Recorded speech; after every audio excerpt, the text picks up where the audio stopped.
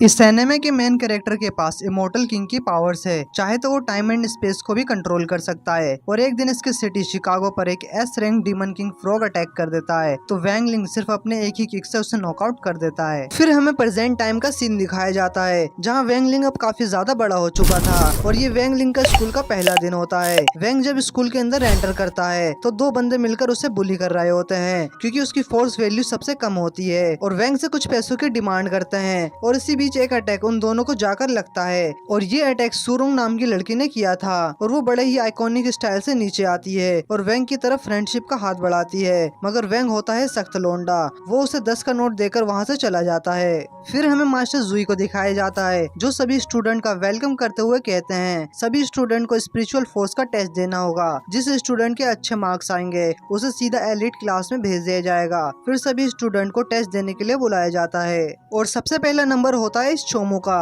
जब ये अंदर जाता है तो तभी अचानक से डीमन किंग फ्रॉग की स्पिरिट आ जाती है जिसे देखकर वो काफी ज्यादा डर जाता है और वो खड़ा होता है और वो दौड़ता हुआ डीमन किंग फ्रॉग की स्पिरिट पर अटैक कर देता है। लेकिन उसके अटैक का कुछ खास फर्क नहीं पड़ता और वो पीछे जाकर गिरता है और ऐसे करते करते कई सारे स्टूडेंट की बैंड बजते जा रही थी। फिर चेन चाओ नाम के एक स्टूडेंट की बारी आती है जो अपने हाथों में अपने स्पिरिचुअल पावर्स को भर लेता है और उस फ्रॉग पर अटैक कर देता है और चेन चाओ का स्कोर होता है 938 और उसे सीधा एलिट क्लास में भेज दिया जाता है। इसके बाद सुरोंग की बारी आती है, वो भी अपनी स्पिरिचुअल फोर्स को अपने हाथों में भर लेती है और उस फ्रॉग पर अटैक कर देती है और उसके इस अटैक से वो फ्रॉग अपनी जगह से थोड़ा सा दूर हो जाता है और सुरोंग का स्कोर होता है 219। फिर उसके बाद वैंग का नंबर आता है लेकिन जैसे ही वैंग टेस्ट देने के लिए अंदर आता है वो फ्रॉग उसे सेंस कर लेता है और वो डरते हुए कहता है तुम यहाँ पर कैसे आए। फिर हमें पास्ट का सीन दिखाया जाता है जहाँ डीमन किंग फ्रॉग ने मास्टर जुई की हालत खराब कर रखी होती है। डीमन किंग फ्रॉग अपना फाइनल अटैक करने जा रहा था लेकिन तभी बीच में वैंग आ जाता है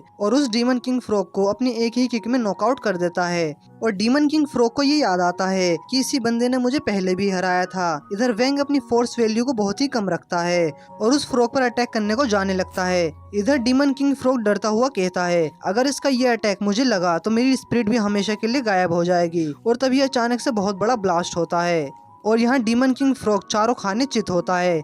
ये सभी चीजें देखकर स्टूडेंट काफी ज्यादा शॉक हो जाते हैं और तभी हमें वैंग का स्कोर दिखाया जाता है जो इतना ज्यादा होता है कि पूरी डिस्प्ले भी उसके लिए कम पड़ जाती है। वैंग सोचने लगता है कि इसे तो मैंने इतनी जोर से मारा भी नहीं। फिर वो अपनी आई का इस्तेमाल करके देखता है कि डीमन फ्रॉग तो सिर्फ मरने का नाटक कर रहा है और टीचर वैंग को भी एलिट क्लास में भेज देते हैं। की क्लास का पहला दिन दिखाया जाता है। हम वहाँ पर एक लेडी टीचर को देखते हैं जो उन सभी स्टूडेंट को सिखा रही थी कि हम कैसे एक पावरफुल क्रिएचर को दूसरी दुनिया से समन कर सकते हैं। फिर चेन चाओ एक डिवाइन ड्रैगन को समन करने की कोशिश करता है लेकिन उसके हाथ में एक लड़कियों वाली छड़ी आकर गिरती है जिसके वजह से पूरा क्लास उसके ऊपर हंसने लगता है।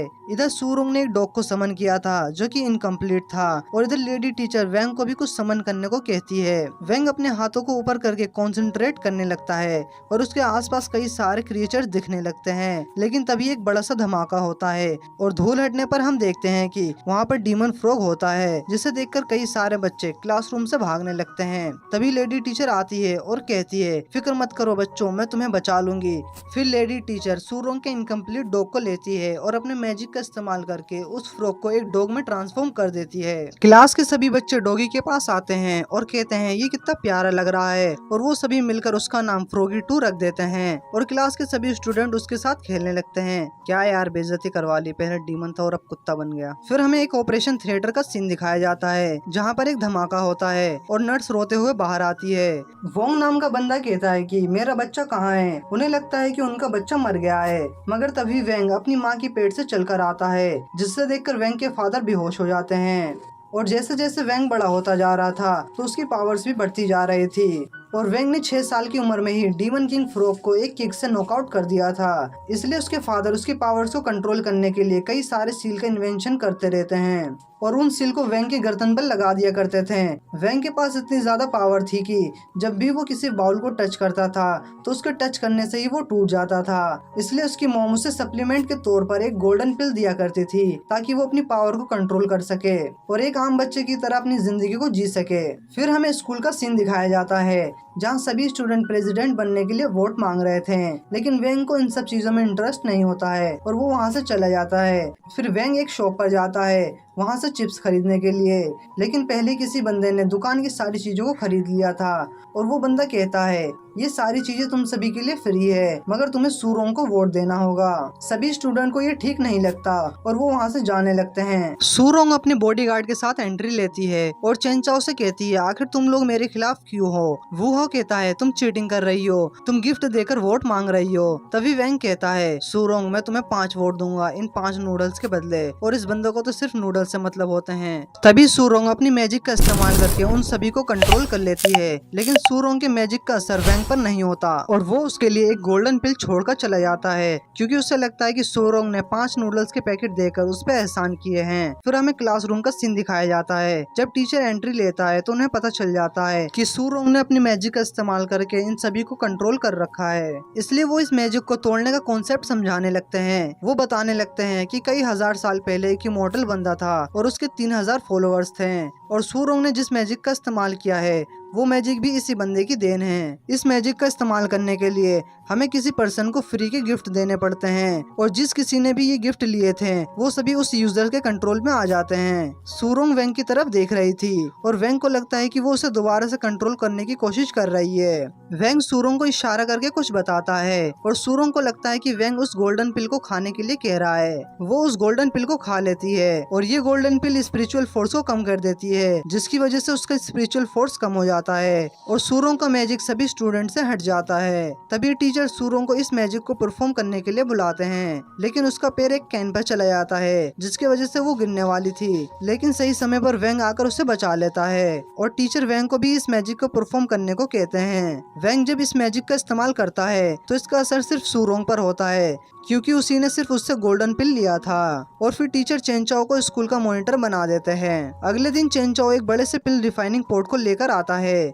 क्योंकि आज इनका पिल रिफाइनिंग का टेस्ट होने वाला था, और वो सोचने लगता है कि इससे कई सारे पिल बनाकर मैं सूरोंग के सामने रोला जमा दूंगा।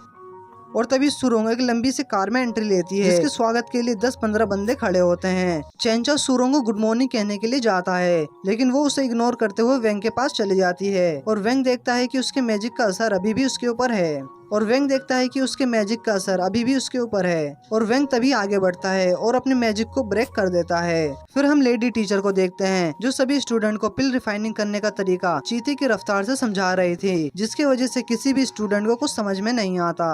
और इधर चेंचाओ अपनी पिल रिफाइनिंग करने के लिए अपने फर्नेस में कई सारे कोयले को डाले जा रहा था। वेंग बंदा था सबसे अनोखा, इसलिए वो अपने घर से पिल रिफाइनिंग करने के लिए माइक्रोवेव लेके आया था, जिसे देखकर वू हाउ काफी ज्यादा शॉक हो गया था। वू हाउ काफी अच्छा पिल रिफाइन कर रहा था, इसलिए सभी स्टूडेंट उसकी पिल को देखने के लिए आ जाते हैं। लेकिन तभी चेंचाओ को फर्नेस ब्लास्ट हो जाता है और वो रोता हुआ क्लासरूम से बाहर चला जाता है, क्योंकि चेंचाओ की फैमिली का ये एक स्पेशल फर्नेस होता है, इसलिए वो अपने फादर की पिटाई के डर से रोने लगता है। लेडी टीचर कहती हैं तुम्हारी पिल को बनने में 7 घंटे का समय लगेगा, इसलिए हम सभी 7 घंटे बाद आएंगे इन सभी पिल को देखने के लिए। और सभी स्टूडेंट वहाँ से चले जाते हैं। सभी स्टूडेंट के जाने के बाद वहाँ फ्रॉगी 2 आता है ताकि वो उस पिल को खाकर अपनी पावर्स को दोबारा से गेन कर सके। लेकिन तभी वहाँ पर वेंग आ जाता है, जिसे देखकर फ्रॉगी 2 गेट से बाहर छलांग लगा देता है और उसके साथ साथ वेंग भी बाहर कूद जाता है। लेकिन फ्रॉगी 2 की एक चाल होती है और वो दूसरी मंजिल पे कूद गया था और उसे लगता है कि वो वेंग से बच गया। लेकिन तभी उसके पीछे वेंग खड़ा होता है और वो फ्रॉगी 2 को लात मारकर बाहर फेंक देता है और हम देखते हैं कि चेंचाओ अभी भी भाग रहा होता है। और हम पास्ट का सीन देखते हैं जहाँ चेंचाओ अपने फादर के पास गया होता है उस फर्नेस को लेने के लिए। उसके फादर कहते हैं ये हमारे परिवार का एक खास फर्नेस है, अगर ये फटा तो तुम्हारी खैर नहीं और तुम्हें फर्स्ट रैंक लानी होगी। इसलिए चेंचाओ रो रहा था कि उसका फर्नेस भी खराब हो गया और वो फर्स्ट रैंक भी नहीं ला पाया। और इधर हम वेंग को देखते हैं जिसके पास वू हाउ का फर्नेस होता है। वू हाउ को लगता है कि वेंग उसका फर्नेस चोरी कर रहा है, इसलिए वू हाउ अपनी पॉइजन गन को वेंग की तरफ कर देता है। और इधर फिर से हम चेंचाओ को देखते हैं और वे भागते भागते पागल हो गया था और वो देखता है कि वेंग उसकी सूरों को उससे चुरा रहा है, इसलिए वो गुस्से से आग बबूला होता हुआ वेंग के पास जाने लगता है। इधर वेंग वू हाउ को बताता है कि तुम्हारा फर्नेस फ्रॉगी 2 खाने वाला था, लेकिन मैंने समय पे आकर उसे बचा लिया और मैं तो इसे सिर्फ बस धो रहा था। लेकिन वू हाउ को इसकी बातों पर विश्वास नहीं होता और वो अपनी पॉइजन गन से उस पर हमला कर देता है, लेकिन वेंग उससे बच जाता है और चेंचाओ चाओ पीछे से भागता हुआ आ रहा था, जिसकी वजह से वो पॉइजन सीधा उसके मुंह में जाकर गिरता है और चेन चाओ की सिट्टी पिट्टी गुल हो जाती है। ये देखकर वू हाओ डर के मारे चिल्लाने लगता है और वो दोनों चेन चाओ को पिल रिफाइनिंग रूम में लेकर आ जाते हैं। वू हाओ कहता है तुम्हें एंटीडोट बनाने में मेरा साथ देना होगा और जो तुमने मेरे साथ किया था मैं उसे इग्नोर कर दूंगा। वेंग और वू हाओ दोनों मिलकर एंटीडोट बनाने का प्रोसेस शुरू कर देते हैं। वू हाओ अपने मैजिकल फर्नेस में सारे इंग्रेडिएंट्स को डाल देता है और फिर वू हाओ को याद आता है कि टीचर यहाँ 2 घंटे में आ जाएगी, जबकि हमारी पिल को बनने में 4 घंटे का समय लगेगा। तभी फ्रॉगी 2 दोबारा से आकर पिल को खाने की कोशिश करने लगता है, लेकिन तभी वू हाओ अपनी मैजिक का इस्तेमाल करके फ्रॉगी 2 को पीछे कर देता है। वू हाओ देखता है कि उसका फर्नेस गोल्डन कलर का हो गया था। वो दोनों समझ जाते हैं कि फ्रॉगी 2 की एनर्जी से हम पिल बनाने के प्रोसेस को तेज कर सकते हैं, इसलिए वो दोनों उसका नाजायज इस्तेमाल करने लगते हैं। फ्रॉगी 2 कहता है मैं पिल की रिफाइनिंग को तेज और धीमा दोनों कर सकता हूँ, इसलिए वो दोनों उसका दोबारा से नाजायज इस्तेमाल करने लगते हैं और फाइनली उनका पिल रिफाइन हो जाता है। वू हाओ ने 2 पिल को रिफाइन किया था ताकि वो देख सके कि वो पिल्स इफेक्टिव है या नहीं। पहले वो इसका इस्तेमाल अपने ऊपर करने वाला था, लेकिन वू हाओ के पास अब एक बल्ली का बकरा था और वो था फ्रॉगी 2। ये सुनकर फ्रॉगी 2 की फटकर 5 हो जाती है और इसका रिएक्शन तुम देख ही सकते हो, जो कि कितना ज्यादा फनी होता है। फ्रॉगी 2 को वो लोग एंटीडोट दे देते हैं जिससे उसका पॉइजन कम होने लगता है। वू हाओ फिर चेन चाओ को एंटीडोट दे देता है और तभी लेडी टीचर सभी स्टूडेंट के साथ आने लगती है और वू हाओ उन्हें रोकने के लिए बाहर चला जाता है। वू हाओ उन्हें रोकने की काफी ज्यादा कोशिश करता है, लेकिन वो नहीं रुकती। जब टीचर वू हाओ के फर्नेस को चेक करती है तो उसके अंदर से गोल्डन पिल बाहर निकलती है। वू हाओ को समझ में नहीं आता कि ये पिल कहाँ से आई और वो वेंग की तरफ देखने लगता है। उसे लगता है कि वेंग ने अपनी बनाई हुई पिल को उसके फर्नेस में डाल दिया और लेडी टीचर ये देखकर काफी ज्यादा इम्प्रेस हो जाती है और उसको 85 मार्क्स दे देती है। फिर लेडी टीचर वेंग के पिल को चेक करने जाती है। वेंग की पूरी पिल्स जल चुकी थी, जिसके वजह से टीचर उसे खूब डांटने लगती है। दूसरी तरफ चेन चाओ अपने ही फर्नेस में सो रहा होता है और जब उसकी आँख खुलती है तो वो देखता है कि उसका फर्नेस दोनों ने मिलकर ठीक कर दिया था और वो खुशी के मारे रोते हुए वेंग के गले लग जाता है। फिर हमें दूसरे दिन स्कूल का सीन दिखाया जाता है जहाँ सूरोंग वेंग को डेट पर चलने को कहती है और बाहर हम 2 स्नाइपर्स को देखते हैं जो सूरोंग को मारने के लिए आए थे। जैसे वो बंदा गोली चलाता है, वेंग अपनी पावर से उस बुलेट को रिफ्लेक्ट कर देता है और सूरोंग की जान को बचा लेता है। इधर सूरोंग वेंग से बार बार रिक्वेस्ट कर रही थी कि तुम मेरे साथ डेट पर चलो वेंग, और तभी टीचर आ जाते हैं और वो वेंग को प्रिंसिपल ऑफिस में बुलाते हैं। सूरोंग उन दोनों का पीछा करने लगती है और सूरोंग को लगता है कि वेंग उसके साथ डेट पर जाने को तैयार है और ये सारी खबर आग की तरह पूरी सोशल मीडिया पर फैल जाती है और ये न्यूज उन किलर्स के बॉस तक भी पहुंच जाती है। फिर हमें प्रिंसिपल रूम का सीन दिखाया जाता है जहाँ पर मास्टर जुई वेंग के सामने झुक जाते हैं और वेंग को मास्टर कहकर बुलाते हैं। मास्टर जुई कहते हैं मास्टर मैं आपको कई सालों से ढूंढ रहा था और आज मेरी तलाश पूरी हो गई। आपने ही मेरी डीमन फ्रॉग से जान बचाई थी और इसके लिए मैं आपका काफी ज्यादा शुक्रगुजार हूँ। लेकिन तभी वेंग अपने 50% मैजिक का इस्तेमाल करके उनकी आधी मेमोरीज को इरेज कर देता है और ये सारी चीजें करने के बाद वेंग प्रिंसिपल रूम से बाहर आ जाता है जहाँ पर फ्रॉगी 2 वेंग को उन दोनों किलर्स के बारे में बता देता है। फिर हम वेंग को देखते हैं जो सो रहा होता है और उसे सूरों के खतरनाक सपने आ रहे थे जिसमें सूरों कह रही थी वेंग तुम्हें मेरे साथ डेट पर चलना ही होगा। वेंग को लगता है कि वो बस इसका सपना है, लेकिन सूरों सच में वेंग के घर के सामने खड़ी थी उसे डेट पर ले जाने के लिए और वेंग अपने पेरेंट्स के साथ लंच कर रहा होता है और उसे लगता है कि उसके पेरेंट्स उससे डेट पर जाने के लिए मना करेंगे, लेकिन उसके पेरेंट्स मना नहीं करते हैं और उसको फटाफट रेडी करके बाहर भेज देते हैं और वेंग को शक होने लगता है कि वो उसके असल पेरेंट्स हैं भी या नहीं और वेंग सूरों के साथ कार में बैठकर डेट पर निकल जाता है और हम देखते हैं कि वो किलर्स अभी भी सूरों का पीछा कर रहे होते हैं और वो अपने बॉस के कहे गए प्लान को फॉलो कर रहे थे। इधर सूरोंग वेंग को बताती है कि आज हम एक खास जगह पे जा रहे हैं जिसका नाम है हेवनली पैराडाइज और ये हमारी फैमिली की प्रॉपर्टी का एक हिस्सा है। वो दोनों हेवनली पैराडाइज पहुंच जाते हैं और वेंग देखता है कि ये जगह बहुत ज्यादा खाली है। सूरोंग कहती है ये जगह मेरे दादाजी ने हमारी प्राइवेसी के लिए खाली करवाई है। सूरोंग हेवनली पैराडाइज पहुँचने के बाद अपने बॉडीगार्ड को मना कर देती है उसको फॉलो करने के लिए, क्योंकि ये जगह उसके घर की तरह है और यहाँ इन दोनों किलर्स ने सारे गार्ड्स को मार दिया होता है। वो दोनों सूरोंग को ढूंढते ढूंढते उसके पास पहुँच जाते हैं और उनमें से एक बंदा अपनी गन से सूरोंग पर अटैक कर देता है, पर वेंग बड़े ही बैडस तरीके से बुलेट को अपने मुंह में पकड़ लेता है और उसकी बुलेट को दोबारा से उसी को भेज देता है जिससे वो काफी ज्यादा दूर जाकर गिरता है। सुरोंग ने वेंग को ये सब करते हुए देख लिया होता है और फिर वेंग अपने 50% मैजिक का इस्तेमाल करता है और दोनों की मेमोरी को इरेज कर देता है और वो दोनों चोमू बार बार वेंग और सुरोंग का पीछा कर रहे होते हैं, मगर बार बार वेंग सुरोंग को बचा लेता था और 50% मैजिक का इस्तेमाल करके उसकी मेमोरी को इरेज कर देता था। फिर हम रात का सीन देखते हैं जहाँ पर वेंग और सुरोंग दोनों जाइंट झूले पर चले जाते हैं और पीछे पीछे वो दोनों किलर्स भी उस जाइंट झूले पर चढ़ जाते हैं और ये सारी चीजें मास्टर जुई देख लेते हैं और वो अपनी टीम को इन्फॉर्म कर देते हैं कि जल्द से जल्द सभी बंदे यहाँ आ जाओ।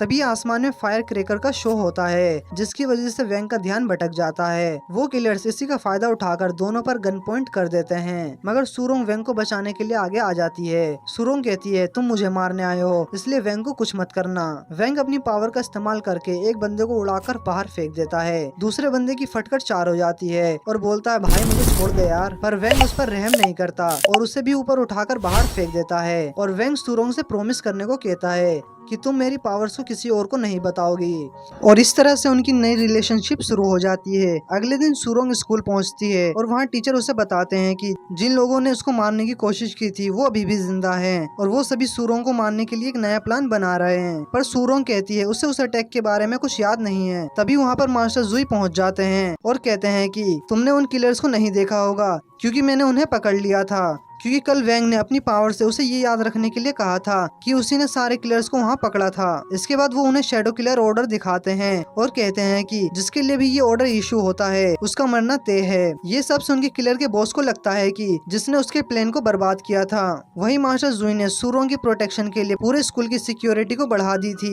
स्कूल के बाहर के एरिया के साथ साथ अंदर भी काफी सारे गार्ड्स को रखा गया था, लेकिन इतनी ज्यादा सिक्योरिटी होने के बावजूद भी स्कूल ग्राउंड के जमीन के अंदर से एक निंजा बाहर आता है जिसका नाम होता है जू फेंग और वो एक रबर के खिलौने से गार्ड को बेहोश कर देता है, जिसके बाद देखते ही देखते वो कई सारे गार्ड को ठिकाने लगा देता है। वहीं हॉल के अंदर भी एक निंजा पहुंच जाता है जिसका नाम होता है जू जियांग और वो उन सभी बॉडी गार्ड्स को खिड़कियों से बाहर फेंक देता है, लेकिन तभी वो एक चौक के हमले को डॉज करता है और वो चौक जब दीवार से टकराती है तो वो दीवार लगभग गिर ही जाती है और ये हमला वेंग लिंग के टीचर ने किया था। और वहीं वेंग को एक नोटिफिकेशन आती है कि उसने कई सारे फ्री के नूडल्स जीते हैं और वो सारे नूडल्स 15 मिनट में ड्रोन के द्वारा उसके पास डिलीवर कर दिए जाएंगे। दूसरी तरफ वेंग का टीचर निंजा के सारे अटैक को डॉज कर रहा होता है, जिसके बाद वो निंजा एक ही साथ अपने दोनों वेपन से उस पर हमला करता है और एंड वक्त पर वो दोनों वेपन्स को एक्सपेंड कर देता है, लेकिन वेंग का टीचर दोनों वेपन को अपने हाथों से तोड़ देता है। ये देख के वो निंजा उस पर पॉइजन से अटैक करता है और खुद वहाँ से भागने लगता है, लेकिन वो दरवाजे से टकरा जाता है क्योंकि वेंग वहाँ से बाहर आ रहा था। और वहीं जू फेंग ने बाहर और भी ज्यादा गार्ड्स को हरा दिया था, लेकिन जब वो वहाँ से जा रहा था तो उसके सामने फ्रोगी 2 आ जाता है और वो उसके साथ खेलने की कोशिश करता है, लेकिन फ्रोगी 2 उसे काट लेता है तो वो उसे दूर फेंक देता है। लेकिन फिर उसे पता चलता है कि उस डॉग ने उसकी सारी स्पिरिचुअल फोर्स को एब्जॉर्ब कर लिया था और साथ ही साथ उसकी लाइफ एनर्जी को भी खींच लिया था। तभी फ्रोगी अपने असली रूप में ट्रांसफॉर्म हो जाता है और उसके ऊपर एक पावरफुल अटैक कर देता है। जू फेंग वहाँ से भागने की कोशिश करता है, लेकिन उसकी रीढ़ की हड्डी टूट जाती है और वो फ्रोगी 2 के अटैक से नहीं बच पाता। वहीं एक निंजा जिसका नाम जू जियान होता है वो भी स्कूल में पहुँच चुका है। वो अपनी इनविजिबिलिटी स्किल का यूज करके वहाँ तक पहुँचा था और अपने हैमर से एक पावरफुल अटैक को चार्ज कर रहा है जिससे कि वो पूरे स्कूल को एक ही अटैक में डिस्ट्रॉय कर सके। लेकिन तभी वहाँ अपना गिफ्ट क्लेम करने के लिए वेंग पहुंच जाता है और वो उससे कहता है कि तुम यहाँ क्या कर रहे हो। इसके बाद वेंग अपना पैकेट लेके वहाँ से जा रहा होता है तो जू जियान को लगता है कि वो बस उसके पैकेट के बारे में बात कर रहा था और उसने उसे अभी तक नहीं देखा।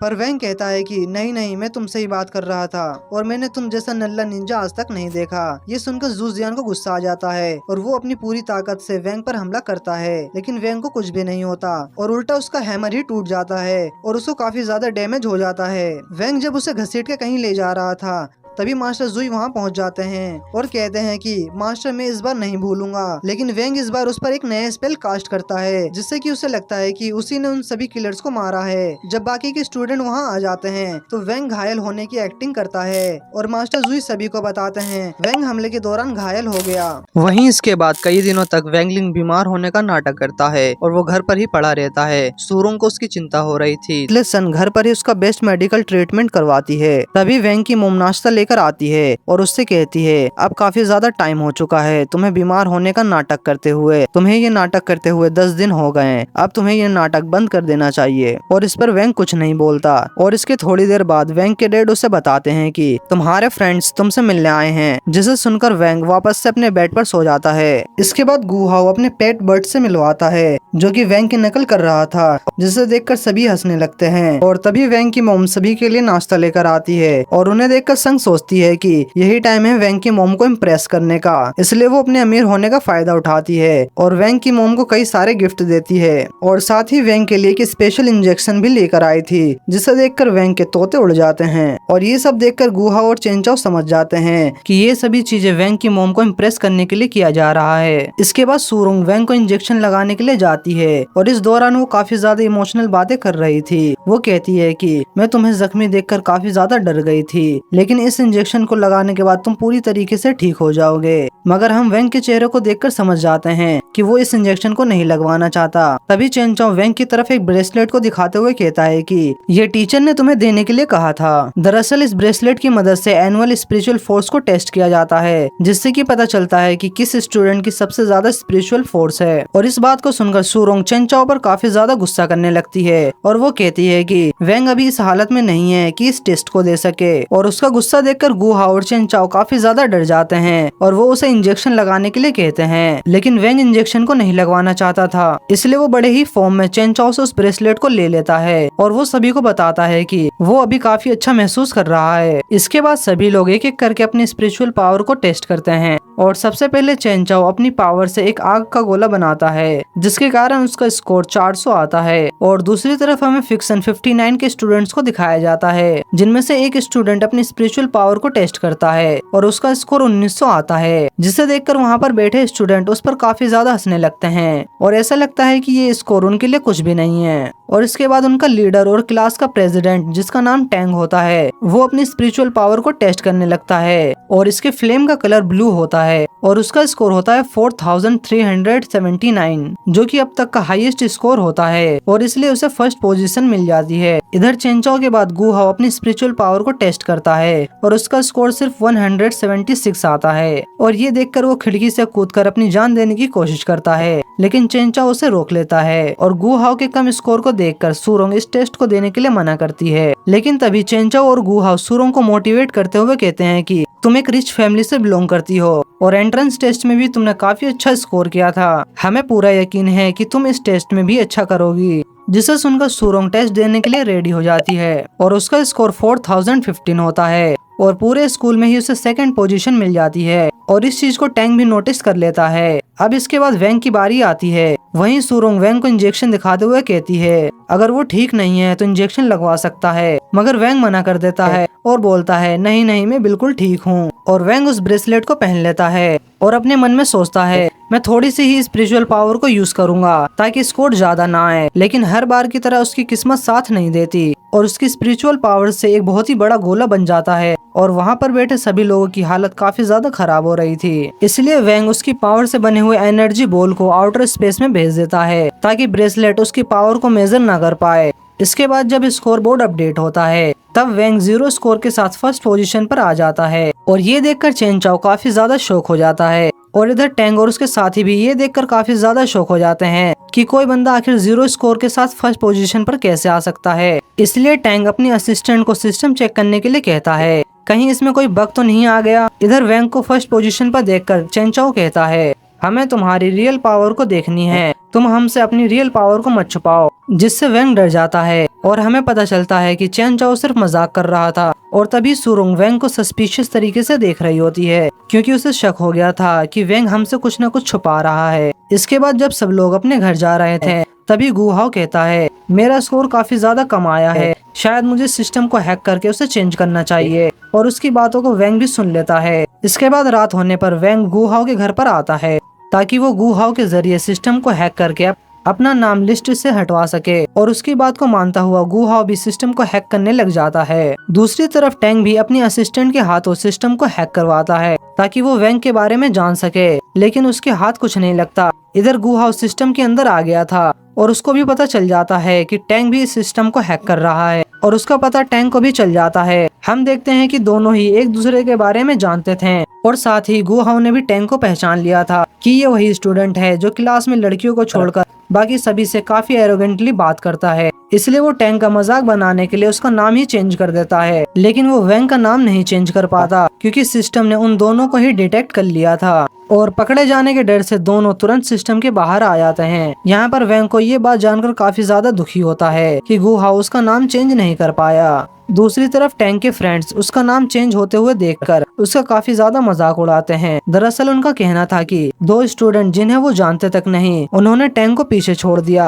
तभी टैंक की असिस्टेंट सामने आकर कहती है नेक्स्ट मंथ स्वॉर्ड कंपटीशन होने वाला है, हम उन दोनों से वहाँ पर जरूर मिलेंगे और उन्हें इस बात के लिए हम जरूर पनिश करेंगे। और अगली सुबह हमें वैंग लिंग के दोनों टीचर्स को दिखाया जाता है, जहाँ पर मिसेस पाल नेशनल कंपटीशन के रिजल्ट को देखकर काफी ज्यादा हैरान थी क्योंकि इस कंपटीशन में वैंग लिंग को फर्स्ट पोजीशन मिली थी। इस पर दूसरे टीचर मिसेस पाल से पूछते हैं कि आप वैंग लिंग को पढ़ाती हो तो आपको क्या लगता है कि वो कैसा स्टूडेंट है, जिस पर मिसेस पाल बताती हैं कि वो अपनी ही सोच में डूबा रहता है और वो ज्यादातर क्लास में खामोशी रहता है और वो किसी से बातचीत नहीं करता। इसके बाद हमें बताया जाता है कि इनका कंपटीशन फिक्शन 59 के साथ होने वाला है और हमें ये भी पता चलता है कि पिछले 100 सालों में इन दोनों क्लासों के बीच 24 बार कंपटीशन हुआ है, जिसमें से 23 बार ये कंपटीशन फिक्शन 59 के स्टूडेंट्स ने जीता है और एक बार ये मैच ड्रॉ हुआ था, वो भी मास्टर जुई की वजह से। तभी मास्टर जुई कहते हैं कि इस बार का कंपटीशन काफी ज्यादा अलग होगा, कुछ ऐसा जो हम सोच भी नहीं सकते हैं। जिसके बाद हमें एक रिपोर्टर को दिखाया जाता है जहाँ पर शॉर्ट कंपटीशन होने वाला है उस जगह की रिपोर्टिंग कर रही थी, जहाँ पर हम फिक्शन 59 के कुछ स्टूडेंट्स को ट्रेनिंग करते हुए देखते हैं, जिसमें टैंग भी शामिल होता है। टैंग रिपोर्टर का ध्यान अपनी तरफ करने के लिए अपनी पावर का बेहतरीन यूज करता है। जिसके बाद वो रिपोर्टर टैंग का इंटरव्यू लेती है, जिसमें टैंग अपनी क्लास की काफी ज्यादा तारीफ करता है। वो बताता है कि वो लोग इस कंपटीशन को जीतने के लिए पिछले 1 महीने से काफी ज्यादा प्रैक्टिस कर रहे हैं। साथ ही वो फिक्शन 60 के स्टूडेंट्स की काफी ज्यादा बुराई भी करता है, जिसे वैंग और उसके दोस्त टीवी पर बैठकर देख रहे होते हैं। वहीं दूसरी तरफ मिसेस पाल कहती हैं कि हमें कंपटीशन में भेजने के लिए 5 स्टूडेंट्स को सिलेक्ट करना था, लेकिन अभी हमारे पास बस 4 स्टूडेंट्स हैं। तो मास्टर जुई कहते हैं कि ये रहा हमारा 5वां स्टूडेंट। मास्टर जुई कहते हैं कि पहले भी स्पिरिचुअल बीस्ट कंपटीशन में हिस्सा ले चुके हैं, पर टीचर कहती हैं कि वो एक्सचेंज स्टूडेंट था जो कि स्पिरिचुअल वर्ल्ड से आया था और वो ह्यूमन फॉर्म में ट्रांसफॉर्म हो सकता था। तभी मास्टर जुई फ्रॉगी 2 पर ट्रांसफॉर्मेशन मैजिक का यूज करते हैं, जिसकी वजह से फ्रॉगी 2 एक ह्यूमन में ट्रांसफॉर्म हो जाता है, लेकिन उसका चेहरा देखकर सभी लोग काफी ज्यादा डर जाते हैं। जिस पर मास्टर जुई कहते हैं कि चलो छोड़ो, ये जरूरी भी नहीं है कि वो ट्रांसफॉर्म हो। इसके बाद टीचर कहती हैं कि वो फिर भी इस कंपटीशन में पार्टिसिपेट नहीं कर सकता क्योंकि उसने स्पिरिचुअल पावर का टेस्ट नहीं दिया था। तो मास्टर जुई भी फ्रॉगी 2 को ब्रेसलेट पहना देते हैं और वो उसका स्पिरिचुअल फोर्स का टेस्ट करना शुरू कर देते हैं। और मास्टर जुई फ्रॉगी 2 से कहते हैं कि अगर तुमने इस टेस्ट को पास कर लिया तो मैं तुम्हें फ्री कर दूंगा। जिसे सुनकर फ्रॉगी 2 काफी ज्यादा खुश हो जाता है और फ्रॉगी 2 का स्कोर होता है 5000 और वो सीधा सेकंड पोजीशन पर पहुंच जाता है। और इस चीज को देखकर टैंक को भी काफी ज्यादा गुस्सा आने लगता है और उसके दोस्त भी उसका काफी ज्यादा मजाक उड़ाते हैं। वो कहते हैं कि देखो आखिर कैसे एक कुत्ता तुम्हारी बराबरी कर रहा है। इसके बाद सभी स्टूडेंट छुट्टी के बाद घर पहुंच जाते हैं और रात को टीचर सभी को बताते हैं कि वो सभी स्वॉर्ड कंपटीशन के लिए सिलेक्ट हुए हैं और उनके पास 3 दिन है अपने स्पिरिचुअल स्वॉर्ड को प्रिपेयर करने के लिए। इसके बाद एक एक करके सभी स्टूडेंट अपने स्वॉर्ड को दिखाने लगते हैं और हम देखते हैं कि सूरोंग के पास एक रेयर स्वॉर्ड होती है, जिसे देखकर टीचर काफी ज्यादा शौक हो जाते हैं। सूरोंग की स्वॉर्ड सबसे ज्यादा बेहतर थी और यहाँ तक कि उसकी फैमिली ने ऐसी 13 स्वॉर्ड बनाई है ताकि अगर उसकी स्वॉर्ड डैमेज हो जाती है तो वो दूसरी स्वॉर्ड को इस्तेमाल कर सके। इसके बाद गु हाउ कहता है फ्रॉगी तो एक कुत्ता है, उसके पास तलवार कहाँ से आएगी। लेकिन फ्रॉगी भी अपनी तलवार के साथ एक फोटो भेज देता है, लेकिन अभी तक वैंग ने अपनी स्वॉर्ड को नहीं दिखाई थी। तो सभी लोग उससे पूछते हैं कि तुम्हारे पास स्वॉर्ड है भी या नहीं, और वैंग इस पर रिप्लाई देता है कि हाँ मेरे पास स्वॉर्ड हैगी। इसके बाद वैंग अपनी तलवार को लेने के लिए बेसमेंट में जाता है, लेकिन तभी स्वॉर्ड की स्पिरिट डब्बे से बाहर आने लगती है और वो उसे जल्दी से उसी डब्बे में घुसा देता है। वहीं दूसरी तरफ टैंक की टीचर कह रही होती है कि तुम्हारी टीम में सिर्फ 4 मेंबर हैं, जिस पर टैंक कहता है कि हमारा 5th मेंबर वही बंदा है। जिस पर टैंक की टीचर शॉक होते हुए कहती है ये तुम क्या कह रहे हो, क्या तुम सच में उस इंसान का यूज करना चाहते हो। जिस पर टैंक कहता है हाँ मैं उस बंदे का यूज करूंगा, चाहे चाहे जो भी हो जाए हम इस साल नहीं हार सकते। जिस पर टैंक की टीचर मान जाती है और उससे कहती है कि चलो ठीक है, तुम उस बंदे को बुला सकते हो। अगर वो बंदा तुम्हारी टीम में आ जाता है तो तुम्हारे जीतने के चांसेस काफी ज्यादा बढ़ जाएंगे। लेकिन एक सेकंड पहले ये बताओ कि वो बंदा भी है कहाँ। और वहीं दूसरी तरफ हम एक स्टूडेंट को देखते हैं जिसका नाम वूफेंग होता है और वो किसी की धुलाई कर रहा होता है और ये वही इंसान होता है जिसके यूज करने की बातें चल रही थी। अगले दिन वेंग की सोट को देखकर गुहा और चेंचाओ उसका मजाक उड़ाते हैं और कहते हैं कि ये किसी बच्चे की सोट लग रही है। वहीं चेंचाओ अपने मन में सोच रहा होता है कि उसकी सोट के सामने वेंग की सोट कुछ भी नहीं है और वो मन ही मन काफी ज्यादा खुश होने लगता है। पर सूरोंग वेंग की सोट को क्यूट कहती है, जिसे सुनकर चेंचाओ को काफी बड़ा धक्का लगता है और वो अपने ही सोट को तोड़ने की कोशिश करने लगता है। इसके बाद यहाँ पर सारे टीचर्स आ जाते हैं और उनमें से एक टीचर वेंग से पूछता है कि हमें कंपटीशन में कम से कम 5 दिन लगने वाले हैं, तो तुम अपना सामान साथ लेकर क्यों नहीं आए। जिसका जवाब वे मन ही मन में देता है कि वो क्लास 59 के पास पहुंचते ही बीमार होने का नाटक करेगा, जिसके कारण उसे कंपटीशन में पार्टिसिपेट नहीं करना पड़ेगा और वो इस तरीके से अपनी पावर से दुनिया को खत्म होने से बचा लेगा। और इसके बाद बस आ जाती है और सभी लोग फिक्शन 59 के लिए निकल जाते हैं। लेकिन तभी एक बंदा मास्टर जुई को आकर कुछ बताता है और हम देखते हैं कि शैडो फैक्शन की लीडर उस बस का पीछा कर रही है। वहीं बस के अंदर वेंग की सोट से वही स्पिरिट बार बार बाहर आ रही थी, लेकिन वेंग हर बार उसे अंदर घुसा देता है। जिसके बाद वो सभी फिक्शन 59 के अड्डे पर पहुंच जाते हैं, जहां पर सीनियर एक्स और टैंक की पूरी टीम उनका वेलकम करती है।